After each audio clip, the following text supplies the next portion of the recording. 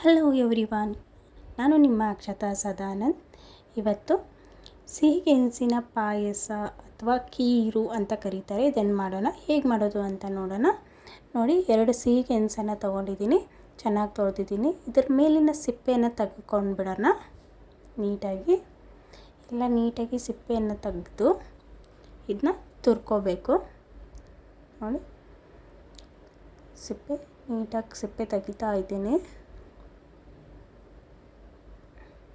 ನೋಡಿ, ಸಿಪ್ಪೆ ತೆಗೆದು ಇದನ್ನ ತುರಿದು ಇಟ್ಕೊಂಡಿದ್ದೀನಿ. ನೋಡಿ, ಸಣ್ಣ ತುರಿಯಲ್ಲಿ ತುರಿದಿಟ್ಕೊಂಡಿದ್ದೀನಿ. ಈಗ ಮತ್ತು ಏಲಕ್ಕಿ ಪೌಡ್ರು, ಸಕ್ಕರೆ ಮತ್ತು ಹಾಲು ತಗೊಂಡಿದ್ದೀನಿ.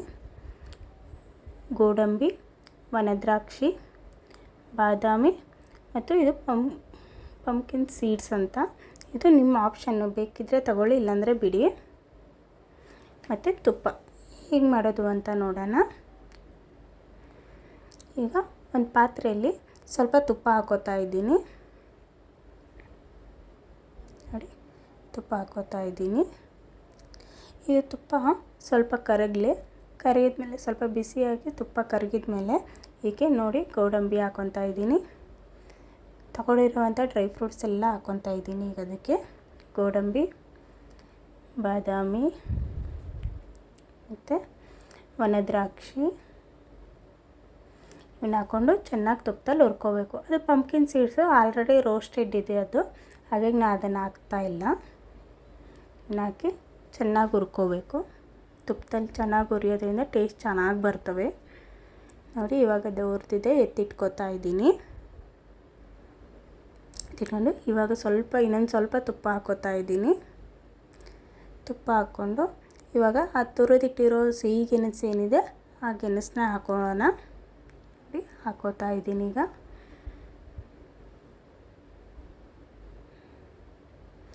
ಇದನ್ನ ಹಾಕ್ಕೊಂಡು ಈಗ ಚೆನ್ನಾಗಿ ಹುರ್ಕೋಬೇಕು. ಇದನ್ನ ತುಪ್ಪದಲ್ಲೇ ಹುರಿಬೇಕು. ಸ್ವಲ್ಪ ತುಪ್ಪ ಕಮ್ಮಿ ಆದರೂ ಬೇಕಾದ್ರೆ ಹಾಕ್ಕೊಂಡು ಚೆನ್ನಾಗಿ ಹುರ್ಕೊಳ್ಳಿ ತುಪ್ಪದಲ್ಲಿ. ಇದು ಒಂಥರ ಆಲೂಗಡ್ಡೆ ಇದ್ದಂಗಲ್ವ, ಬೇಗ ಅಂಟ್ಕೊಂಡ್ಬಿಡುತ್ತೆ, ತಳ ಹಿಡ್ಕೊಳ್ಳುತ್ತೆ. ಹಾಗಾಗಿ ಕೈ ಆಡಿಸ್ಕೊಂಡೇ ಇರಬೇಕು.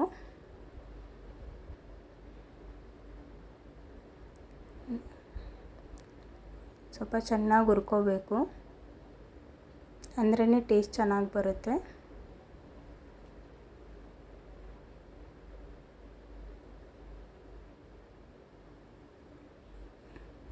ನೋಡಿ, ಹುರಿತಾ ಇದೆ. ಈಗ ಏನು ಮಾಡೋದು, ಸ್ವಲ್ಪ ಹಾಲು ಹಾಕ್ಕೊಳ್ಳೋಣ. ಇದಕ್ಕೆ ಚೆನ್ನಾಗಿ ಹುರಿದಿದೆ, ಹಾಲು ಹಾಕೋತಾ ಇದ್ದೀನಿ. ಸ್ವಲ್ಪ ಹಾಲು ಜಾಸ್ತಿನೇ ಬೇಕು ಇದಕ್ಕೆ, ಒಂದು ಅರ್ಧ ಲೀಟ್ರ್ ಆದರೂ ಬೇಕೇ ಬೇಕು. ನಾನಿವಾಗ ಮಾಡ್ಕೊತಾ ಇರೋ ಇದಕ್ಕೆ ಸ್ವಲ್ಪ ಕಲಿಸ್ಕೊತಾ ಇದ್ದೀನಿ. ಬೇಕಾದರೆ ಕಮ್ಮಿ ಆದರೆ ಇನ್ನೊಂಚೂರು ಹಾಲು ಹಾಕ್ಕೊತಾ ಇರಿ. ಹಾಲು ಹಾಕ್ಕೊಂಡು ಕುದಿಸ್ಕೊಳ್ಳಿ. ನೋಡಿ, ಕಮ್ಮಿ ಅನ್ನಿಸ್ತಾ ಇದೆ ನನಗೆ, ಗಟ್ಟಿ ಅನ್ನಿಸ್ತಾ ಇದೆ ಅಲ್ವಾ, ಅದಕ್ಕೆ ಇನ್ನೊಂದು ಸ್ವಲ್ಪ ಹಾಲು ಹಾಕ್ಕೋತೀನಿ. ಯಾಕಂದರೆ ಅದು ಹಾಲಲ್ಲಿ ಚೆನ್ನಾಗಿ ಕುದಿಬೇಕಲ್ವ, ಅದಕ್ಕೆ ಸ್ವಲ್ಪ ಹಾಲು ಜಾಸ್ತಿ ಆದರೆ ಚೆನ್ನಾಗಿ ಕುದಿಯುತ್ತೆ ಅನ್ನೋ ಕಾರಣಕ್ಕೆ ಸ್ವಲ್ಪ ಹಾಲು ಜಾಸ್ತಿ ಹಾಕ್ತಾಯಿದ್ದೀನಿ. ಈಗ ನೋಡಿ, ಕುದೀತಾ ಇದೆ. ಹಾಗೆ ಇದಕ್ಕೆ ಸಕ್ಕರೆನೂ ಹಾಕ್ತಾಯಿದ್ದೀನಿ. ನೋಡಿ, ಸಕ್ಕರೆಗೆ ನಿಮ್ಮ ಟೇಸ್ಟಿಗೆ ಎಷ್ಟು, ಒಬ್ಬೊಬ್ರು ಮನೇಲಿ ಸ್ವೀಟ್ ಜಾಸ್ತಿ ತಿಂತಿರ್ತಾರೆ, ಒಬ್ಬೊಬ್ರು ಕಮ್ಮಿ ತಿಂತಿರ್ತಾರೆ. ನೋಡಿ ಹಾಕ್ಕೊಳ್ಳಿ. ಒಂದೊಂದು ಸ್ವೀಟ್ ಪೊಟೊಟೊ ಹಿಂಗಿರುತ್ತೆ, ಚೆನ್ನಾಗಿ ಸ್ವೀಟಾಗಿರ್ತವೆ, ಒಂದೊಂದು ಅಷ್ಟೊಂದು ಸ್ವೀಟಾಗಿರಲ್ಲ. ಅದನ್ನು ನೋಡಿಬಿಟ್ಟು ಹಾಕ್ಕೊಳ್ಳಿ. ನೀವು ಸ್ವೀಟ್ನ ಎಷ್ಟು ಬೇಕೋ ಅಷ್ಟು ಹಾಕ್ಕೊಳ್ಳಿ. ನಿಮ್ಮ ಮನೇಲಿ ಹೆಂಗೆ ತಿಂತಾರೋ ಅದರ ಮೇಲೆ ಹಾಕ್ಕೊಳ್ಳಿ. ನೋಡಿ, ಇವಾಗ ಚೆನ್ನಾಗಿ ಕುದೀತಾ ಇದೆ. ಸ್ವಲ್ಪ ಏಲಕ್ಕಿ ಪೌಡ್ರ್ ಇಟ್ಕೊಂಡಿದ್ನಲ್ಲ, ಆ ಏಲಕ್ಕಿ ಪೌಡ್ರ್ ಹಾಕೋತಾ ಇದ್ದೀನಿ.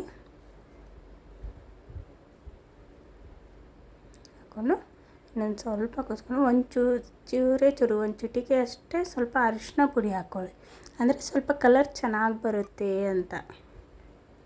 ಹಾಕ್ಕೊಂಡು ಸ್ವಲ್ಪ ಕೈ ಆಡಿಸ್ಕೊಂಡು ಇನ್ನೊಂದು ಸ್ವಲ್ಪ ಕುದಿಸ್ಕೊಂಡ್ಬಿಡಿ, ಸಾಕು.